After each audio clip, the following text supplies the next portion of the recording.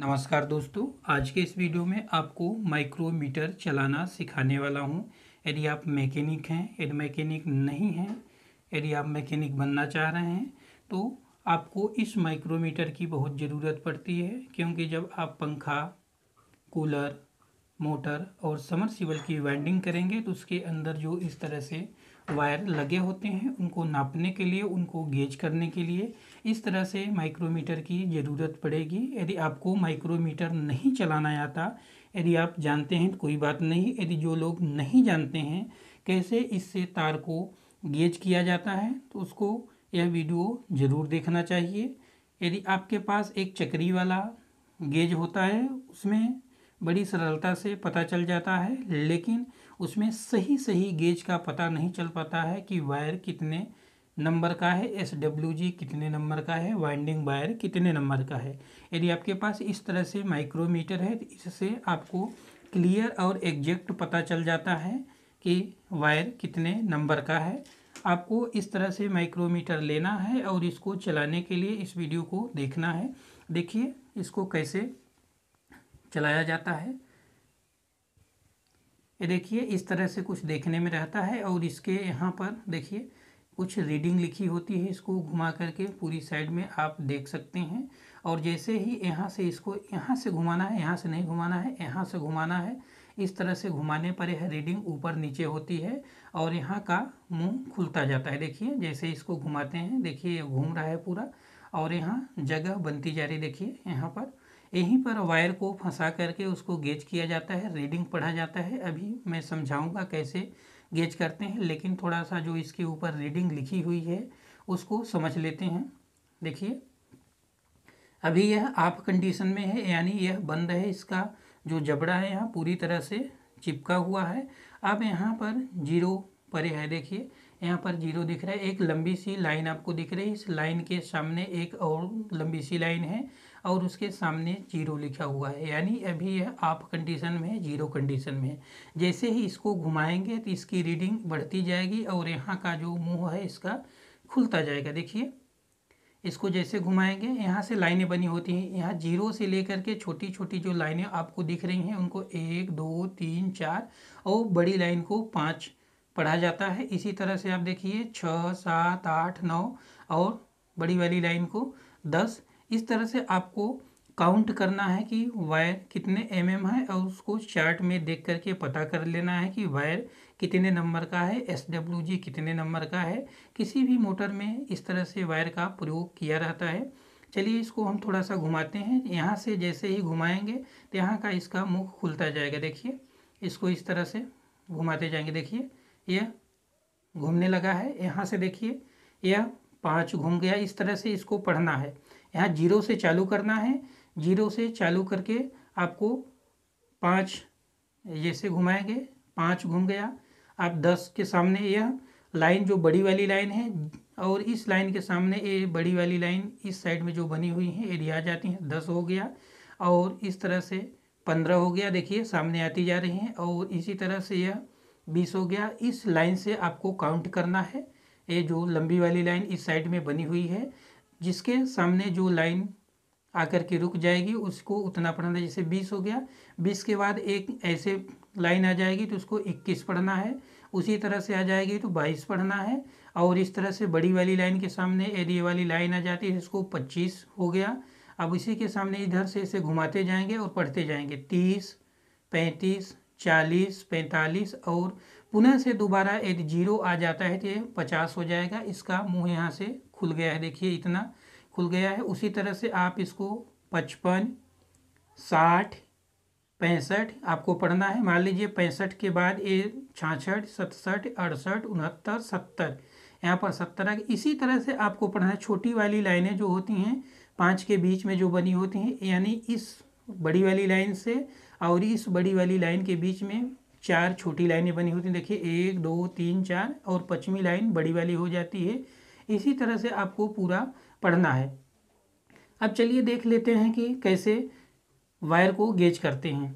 इसको हमने पढ़ लिया पूरा कि कैसे कैसे इसको पढ़ना है। बड़ी वाली लाइन को आपको ध्यान में देना है। इसके सामने जितने अंक आएंगे, जैसे 25 आ गया, इसको 25 पढ़ेंगे। यदि 50 से ऊपर, यहाँ जीरो से आप चालू किए हैं, जीरो से यदि आप चालू किए हैं, यहाँ जीरो है, एक चक्कर घूम करके जीरो पुनः से आ जाता है तो 50 चक्कर ये घूम जाता है, इसको 50 पढ़ेंगे। अब इसके बाद यदि दोबारा पुनः से इसे घुमाएंगे तो 50 से ऊपर पढ़ना चालू करेंगे, 65, 70, 75। पुनः से यदि दोबारा जीरो आ जाता है तो यह 100 माना जाएगा। इस तरह इसको 100 पढ़ेंगे। एक बार घूमेगा 50 और दूसरी बार जीरो आ जाएगा तो 100 इसकी रीडिंग पढ़ी जाएगी। इस तरह से आपको वायर यहाँ फंसाना है। जैसे इसको भी बंद कर देते हैं, कोई भी वायर ले लेते हैं। ये हमारे पास समरसीबल और मोटर के वायर हैं। समरसीबल और मोटर के वायर में इंसुलेशन चढ़ा होता है। आपको गेज करने के टाइम इसके ऊपर जो वार्निश चढ़ा हुआ है, इंसुलेशन चढ़ा, उसको हटाना है। किसी ऐसी वस्तु से नहीं खरोंच करना है जिससे इसका अंदर का मटेरियल भी यानी कॉपर भी खुरच जाए। आपको इसको अच्छे से जला लेना है और इसको भी किसी कटर की सहायता से इसके ऊपर का जो पॉलिश चढ़ा हुआ है उसको निकाल करके ही गेज करना है। यदि आप इस तरह से पॉलिश लगा हुआ गेज करेंगे तो आपकी रीडिंग सही से नहीं आएगी, इतना ध्यान जरूर रहे।